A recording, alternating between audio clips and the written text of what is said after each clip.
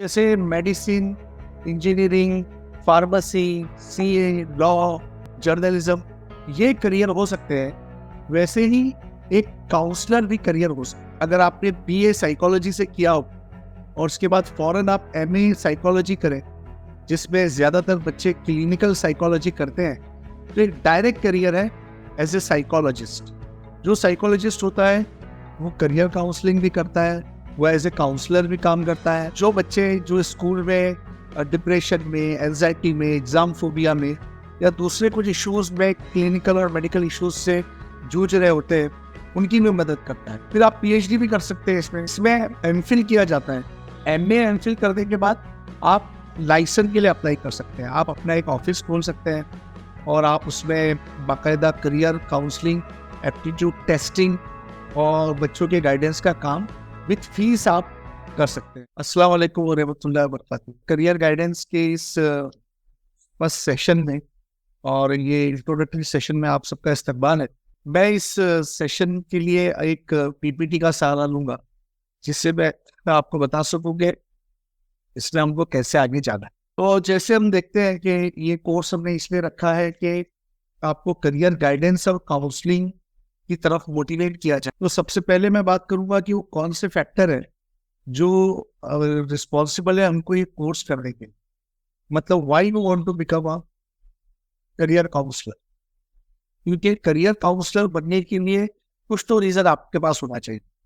तो एक तो बहुत बड़ी ऑर्गेनाइजेशनल नीड है कि आप सब SGIO से ताल्लुक रखती है, और जिस तहरीक से हमारा ताल्लुक है उसमें हमको स्टूडेंट्स से साबका पड़ता है, और बहुत बड़ी तादाद में स्टूडेंट्स को, बॉयज़ को, गर्ल्स को जो SSC या 12th पास किए हैं, उनको बताना पड़ता है कि करियर में क्या करें। नीट दें, जेई दें, फ्लैट करें, होटल मैनेजमेंट में जाए, फैशन इंडस्ट्री में जाए, या ये कि MBA करें, आर्ट्स ले, कॉमर्स ले, साइंस ले। तो एक बहुत बड़ी ऑर्गेनाइजेशनल नीड भी है जिसकी वजह से आप ये लोग कोर्स करना चाह रहे हैं। दूसरी है कि मार्केट नीड भी बहुत बड़ी है। मार्केट में भी ऐसा है कि करियर काउंसलर्स की बहुत ज़्यादा ज़रूरत है, और करियर काउंसलर से ज़्यादा ज़रूरत है साइकोलॉजिकल काउंसलर्स। तो साइकोलॉजिकल काउंसलर्स भी चाहिए, करियर काउंसलर भी चाहिए, लाइफ कोच भी चाहिए, मैरिज काउंसलर भी चाहिए, फिर यह कि चाइल्ड काउंसलर्स की ज़रूरत है। तो ऐसे बहुत सारे प्रोफेशन की ज़रूरत है मार्केट में, जो अब नई ज़माने की पैदावार है, और टेक्नोलॉजिकल एज में इसकी ज़रूरत और ज़्यादा बढ़ गई।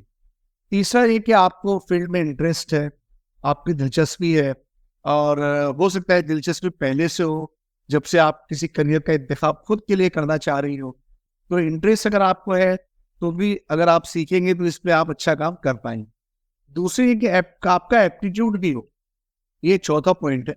मतलब आपके पास एप्टीट्यूड भी हो काउंसलिंग का, आपका कम्युनिकेशन स्किल्स अच्छा है, आप में बात करने की, बात समझाने की सलाहियत बेहतरीन है, आपको इंटरेस्ट है मुख्तलिफ किस्म के करियर्स के बारे में पढ़ने का, उनको जानने का, आपको अच्छा लगता है कि लोग आपसे आके पूछे। मतलब ये कि इंटरेस्ट के साथ आपका एप्टीट्यूड भी है, आप में वो सलाहियतें भी है जो आपको इस काम के लिए बेहतर बनाती। पांचवा ये कि कुछ बच्चियां इसमें प्रोफेशनल जाना चाहती है। मतलब ये कि प्रोफेशनली जाके अपना ऑफिस खोल कर, या किसी साइकियाट्रिस्ट के साथ बैठकर, या किसी स्कूल या कॉलेजेस में एज ए एम्प्लॉय काम करना चाहती है, उनके लिए भी ये कोर्स बहुत अच्छा है। तो ये 5 चीज़ें हैं जिसकी वजह से कोई भी शख्स चाहता है कि मैं करियर काउंसलर बनूं। एक तो ऑर्गेनाइजेशनल नीड होती है, दूसरा मार्केट की ज़रूरत होती है, तीसरा आपकी दिलचस्पी होती है इस फील्ड में, चौथा आपका एप्टीट्यूड होता है, और पांचवा आपको इसको प्रोफेशन बनाना है। और छठा ये हो सकता है कि आप में स्टूडेंट को गाइड करने की शदीद ख्वाहिश हो।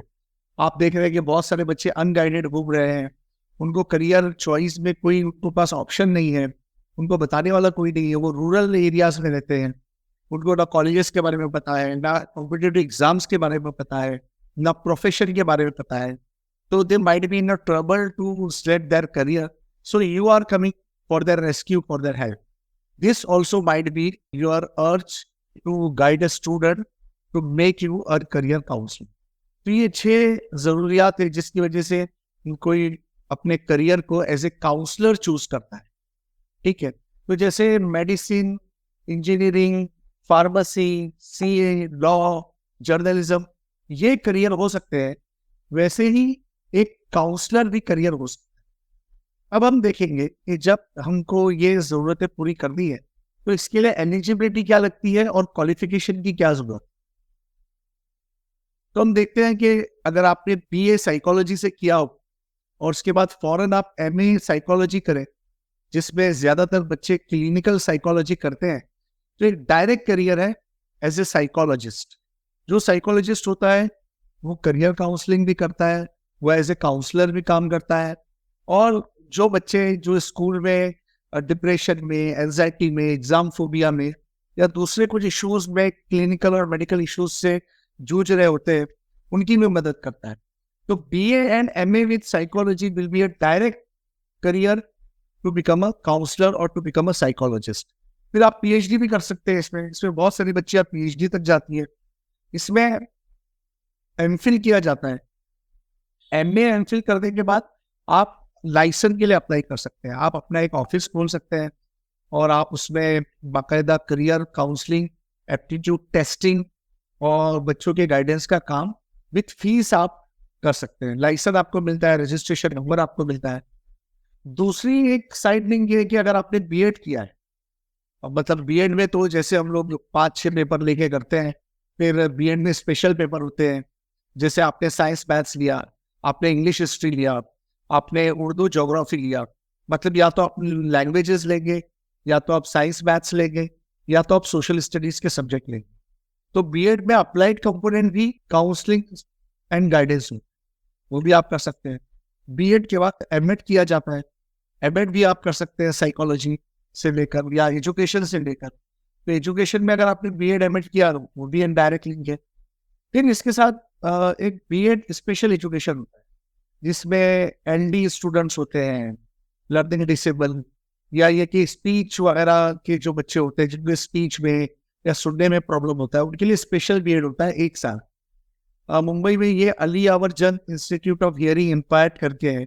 12th के बाद ये 3 साल का कोर्स होता है। या तो वहां से आप ग्रेजुएशन करें, या तो बीए करने के बाद, बीएससी करने के बाद आप 1 साल का स्पेशल एजुकेशन में बीएड कर सकते हैं। ये जो है, जो अली यावर जंग का मैं बता रहा हूँ आपको, ये BASLP नाम का कोर्स होता है, bachelor of auditory speech and learning pathology. तो BASLP भी ये कोर्स आप कर सकते हैं। आफ्टर 12th ये ऑप्शन आपके लिए अवेलेबल। या अगर अभी आपने ग्रेजुएशन कर लिया है, जैसे कि मैंने देखा क्या जितनी भी लड़कियां जीआईओ की हमारे साथ शामिल है, वो बहुत ज्यादा प्रोफेशनल कोर्सेज में जा चुकी है। कुछ तो बाकायदा डॉक्टर है, होम्योपैथी डॉक्टर है, कुछ बाकायदा साइकोलॉजिस्ट है, एमए साइकोलॉजी किया है, और कुछ अभी बीए वगैरह बीएससी परस्यू कर रही है। वो लोग एमए एजुकेशन करके भी इस फील्ड में जा सकते हैं।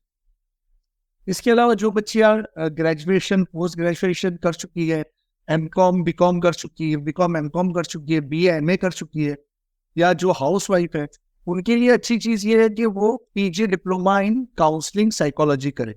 ये भी एक अच्छा 1 ईयर कोर्स होता है। ये पूरा ऑनलाइन होता है। और जैसे हमारा कोर्स आगे बढ़ेगा, अब इसके बारे में भी आपको बहुत सारी बातें बताएंगे कि अगर आपको प्रोफेशनली इस फील्ड में जाना है तो आपको क्या करना चाहिए। दूसरे, इसमें एक बहुत ही प्रोफेशनल फील्ड है काउंसलिंग साइकोलॉजी में, जो आफ्टर एमबीबीएस होती है। इसमें एमडी साइकियाट्री किया जाता है। ये साइकियाट्रिस्ट होते हैं और ये क्लिनिकल एस्पेक्ट देखते हैं बच्चे का। मतलब ये कि जब डिप्रेशन, एंजाइटी क्लिनिकल लेवल पर हो और माइंड में कुछ ज्यादा बड़ा क्लिनिकल प्रॉब्लम, पैथोलॉजिकल प्रॉब्लम हो गया हो, तो उनको दवा देने की जरूरत होती है, या उनको रिहेबिलिटेशन सेंटर में रखने की जरूरत होती है, या उनको हॉस्पिटल में एडमिट करके उनका इलाज करने की जरूरत पेश आती है। तो उस वक्त भी एमबीबीएस प्लस एमडी साइकियाट्री आप कर सकते हैं। तो ये क्लिनिकल फील्ड हो जाएगी। काउंसलर उससे अलग होता है, वो नॉन क्लिनिकल साइड पर होता है। तो ये तो हो गया एलिजिबिलिटी एंड क्वालिफिकेशन। तो मुझे खुशी है कि बहुत सारी बच्चियां ये क्वालिफिकेशन रखती है और ये काम भी वो करती है। अब आप देखिए, मैं आपको बता रहा हूँ कि हमारे पास ब्रांचेस ऑफ साइकोलॉजी कौन कौन सी है। इसमें हमारे पास कुछ तो प्योर ब्रांचेस है, जिसे बेसिक ब्रांचेस कहते हैं, एक्चुअल साइकोलॉजी कहते हैं, और कुछ अप्लाइड ब्रांचेस है। अगर आपने बीए किया साइकोलॉजी में, तो आप general psychology, social psychology, child psychology, या ये कि abnormal psychology, physiological psychology, animal psychology, para psychology, ये सारे सब्जेक्ट आप पढ़ते हैं। इसके अलावा और भी बहुत सारे सब्जेक्ट्स हैं जो आप पढ़ते हैं। लेकिन अगर आप अप्लाइड ब्रांचेस में गए तो आप देखेंगे क्लिनिकल साइकोलॉजी में बाकायदा एमए होता है, फिर इंडस्ट्रियल साइकोलॉजी होती है, एजुकेशनल साइकोलॉजी जिससे हमारा राब्ता पड़ता है। हम लोग एजुकेशनल साइकोलॉजी, लर्निंग, रीडिंग और जितने भी एजुकेशनल पैरामीटर होते हैं, इवैल्यूएटिंग, इस पर काम करते हैं, जिसपे आप नेशनल एजुकेशन पॉलिसी में भी देखते हैं उन्होंने एजुकेशनल साइकोलॉजी पे काफ़ी जोर दिया है। फिर साइकोलॉजी ऑफ क्राइम, जब हम जुवेनाइल जस्टिस की बात करते हैं या हम चाइल्ड प्रिजन में जाते हैं, रिहैबिलिटेशन सेंटर में जाते हैं, या ये कि ड्रग एडिक्शन में की तरफ हम जाते हैं तो साइकोलॉजी ऑफ क्राइम को पढ़ते हैं। मिलिट्री साइकोलॉजी होती है, जैसे फौज के लोगों को ट्रेनिंग दी जाती है, जंग के हालात में अपने आप को कैसे मजबूत रखा जाता है, वो एक साइकोलॉजी है। एक मेंटल हेल्थ होती है, मतलब ये कि एक पॉजिटिव सेल्फ हेल्प के लिए काम किया जाता है कि आदमी की मेंटल हेल्थ बिल्कुल सही हो, वो पॉजिटिव सोचे, वो क्रिमिनल माइंड के साथ काम नहीं करे, वो निगेटिविटी उसकी बॉडी की और माइंड की उसको हटाए। ये एक फील्ड है अप्लाइड ब्रांच में। और एक साइकोलॉजी इन लॉ, तो ये एक बेसिक ब्रांचेस है जिसके साथ हम लोग काम करते हैं। साइकोलॉजी के 5 डिफरेंट पिलर्स है। इन पिलर्स में आप देखते हैं तो बायोलॉजिकल साइकोलॉजी है, बायो साइकोलॉजी से हम कहते हैं, जिसे न्यूरो साइंस कहा जाता है, जिसमें आपके सेंसेशन आते हैं, जिसमें आपका कॉन्शियसनेस आता है। इसमें देखा जाता है कि आपके सेंसेस कैसे काम करने हैं, या आपको ऐसी कोई चीज तो दिखाई नहीं दे रही जो किसी और को दिखाई नहीं देती हो, या आपको कुछ आवाजें तो नहीं सुनाई दे रही जो कोई और नहीं सुन पा रहा है, या आपको ऐसा तो नहीं लग रहा है कि कोई चीज आपके बदन पर चल रही है। ये सब न्यूरो साइंस से रिलेटेड चीजें हैं। इसमें हम लोग बायो साइकोलॉजी की बात करते हैं, जिसमें कोई शख्स अपने बॉडी को लेकर, अपने सेंसेस को लेकर बहुत ज्यादा ओवर एक्साइटेड रहता है और उसको ये समझ में नहीं आता कि अपने बॉडी के सेंसेस से के साथ कैसे रिएक्ट किया जाए, कैसे उनके साथ सही सोच रखी जाए। दूसरा एक फील्ड है जिसे हम कॉग्निटिव साइकोलॉजी कहते हैं, जिसमें हमारा परसेप्शन होता है। इसमें मीडिया एक डिजीज आती है, जिसमें हम ये बात करते हैं कि आदमी ये तो नहीं समझ रहा है कि इस दुनिया से कुछ अलग है, वो अपने आप को इस दुनिया से अलग कोई इंसान तो नहीं समझ रहा है। या इसमें आता है साइकोसिस आता है, जिसमें वो अपने आप को कोई और रोल में समझता है, जिसमें ड्वेल पर्सनैलिटी भी आती है। इंटेलिजेंस इसमें आता है, आईक्यू लेवल आता है कि आप किस आईक्यू के साथ इस दुनिया में है। अगर आप बहुत ज्यादा अच्छे आईक्यू के साथ है तो आप दूसरों को बेवकूफ समझेंगे, आपको बात जल्दी समझ में आ जाएगी तो आप किसी को सुनेंगे नहीं। फिर एक मेमोरी के साथ भी कॉग्निटिव बिहेवियर का रिलेशन है कि आपकी मेमोरी कितना काम कर रही है। एक डेवलपमेंटल साइकोलॉजी, जिसमें हम देखते हैं कि बच्चे का लर्निंग कैसे हो रहा है, बच्चे का ग्रोथ कैसे हो रहा है, क्या वो बहुत जल्दी अपने वक्त से तो नहीं ग्रो हो गया, क्या उसका माइलस्टोन जो है ग्रोथ का वो कम तो नहीं है। ऐसे बच्चे वो होते हैं जो सिजेरियन से पैदा होते हैं, या वो जो अंडर डेवलप्ड होते हैं, या जो 7 मंथ बॉर्न चाइल्ड होते हैं। इस तरीके की जब डेवलपमेंटल इश्यूज बच्चे को आते हैं तो हम लोग उसके इश्यूज को देखते हैं और उसके डेवलपमेंटल प्रॉब्लम को डील करते हैं। एक सोशल एंड पर्सनैलिटी साइकोलॉजी होती है, जिसमें आदमी इमोशंस के साथ काम करता है, मोटिवेशन के साथ काम करता है। आदमी के जो इमोशनल बैलेंसेस है, जो उसके हार्मोन्स है, वो क्या रोल प्ले करते हैं उसके ग्रोथ में, उसकी साइकी में, उसके डे टू डे लाइफ में। ये बहुत इंपॉर्टेंट है। और एक पांचवा पैरामीटर, पांचवा पिलर जो है साइकोलॉजी का, वो मेंटल एंड फिजिकल हेल्थ, जिसमें एबनॉर्मल मेंटल हेल्थ या फिजिकल हेल्थ से हम लोग जूझते हैं। हम लोग सिंड्रोमिक पर्सनैलिटीज को डील करते हैं, या थेरेपीज के जरिए एक नॉर्मल इंसान को ठीक किया जाता है, या लाइफ स्टाइल डिजीजेस जो है, लाइफ के स्ट्रेसेस जो है, लाइफ के फोबियाज जो है, लाइफ के साइको सोशल रिलेटेड इश्यूज जो है, उससे हम डील करते हैं। या किसी को लाइफ एलिमेंट है, मतलब कैंसर है या कोई और डिजीज है जो लाइफ थ्रेटनिंग डिजीज है, उसके साथ हम डील करते हैं। तो ये 5 पिलर है साइकोलॉजी के, जिसके बारे में हम बार बार इस कोर्स में बात करेंगे। इसमें आप याद रखिए कि साइकियाट्रिस्ट और साइकोलॉजी में डिफरेंस है। साइकियाट्रिस्ट MBBS MD होता है, जो किसी भी साइकोलॉजिकल डिसऑर्डर, न्यूरोलॉजिकल डिसऑर्डर के लिए मेडिसिन सजेस्ट करता है, और वो मेडिसिनल इंटरवेंशन होता है टू क्योर द डिजीज। इसमें ऐसा होता है कि दवा लेनी पड़ती है जब तक वो इशू सॉल्व नहीं होता, या कभी कभी अगर वो बीमारी लॉन्ग टर्म है तो जिंदगी भर दवाएं खानी पड़ती है। जैसे अक्सर हम देखते हैं कि डिप्रेशन की दवा कोई शख्स जिंदगी भर खाता है, या ये कि किसी खास बीमारी के लिए उसको डील करने के लिए हमको बार बार उसको मेडिसिन देना पड़े। जबकि साइकोलॉजिस्ट ये होता है कि वो मेडिसिन के साथ टॉकिंग इंटरवेंशन करता है, बातचीत करता है, और वो ये बताता है कि किस मसले को हल करने के लिए क्या स्ट्रेटेजी अपनाई जानी चाहिए। साइकोलॉजिस्ट थेरेपिस्ट भी हो सकता है और साइकोलॉजिस्ट काउंसलर भी हो सकता है। अब यहाँ पर क्लिनिकल साइकोलॉजिस्ट और काउंसलर में भी डिफरेंस है। काउंसलर वो होता है जो किसी भी इश्यूज के कॉजेस को निकालता है, उसके ट्रीटमेंट पे बात करता है, और वो प्रिवेंट करता है किसी भी साइकोलॉजिकल डिसऑर्डर को आगे बढ़ने से। इसमें ये होता है कि काउंसलर का काम ज्यादातर मोटिवेशनल होता है और ज्यादातर इमोशनल प्रॉब्लम से वो डील करता है। जबकि क्लिनिकल साइकोलॉजिस्ट क्या करती है, ये थेरेपी प्रोवाइड करती है, खासतौर से बिहेवियरल प्रॉब्लम्स की, जो कि मेंटल डिसऑर्डर से रिलेटेड।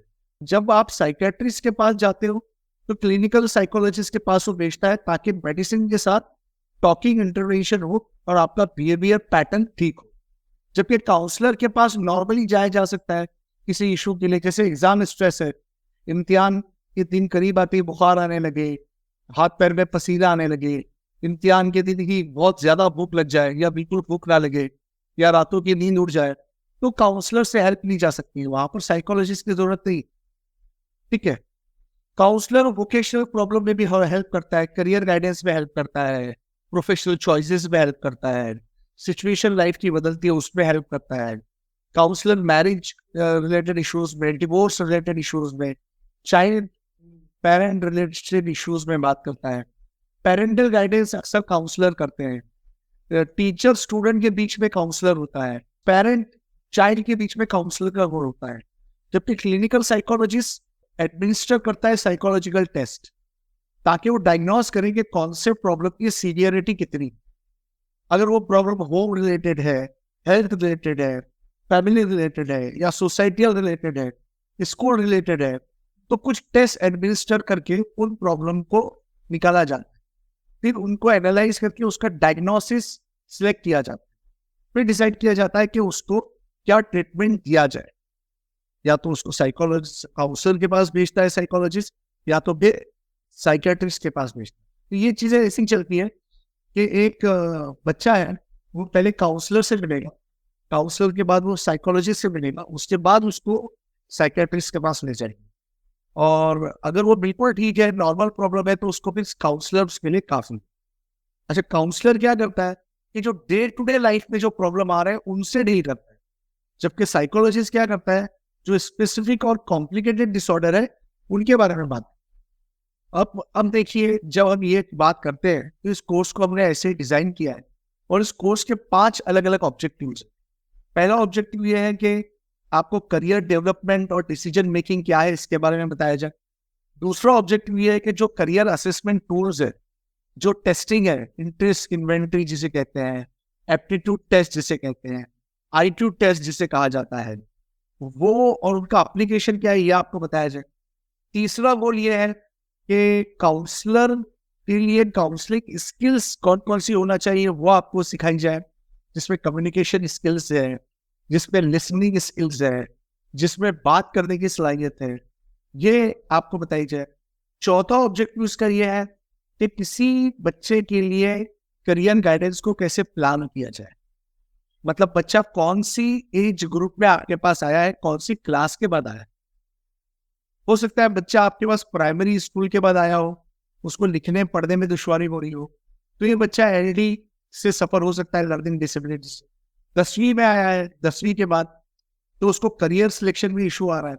अगर वो ग्रेजुएशन के बाद आया है तो उसको प्रोफेशनल लाइफ में जॉब रिलेटेड इश्यूज आ रहे हैं, इंटरव्यू रिलेटेड इश्यूज आ रहे हैं, पर्सनैलिटी रिलेटेड इश्यूज आ रहे हैं, या आपके पास वो किसी और स्टेज में लाइफ के आया है, शादी के लिए आया है, शादी के बाद आया है, या ये कि पूरा रिटायरमेंट होने के बाद आपके पास आ रहा है।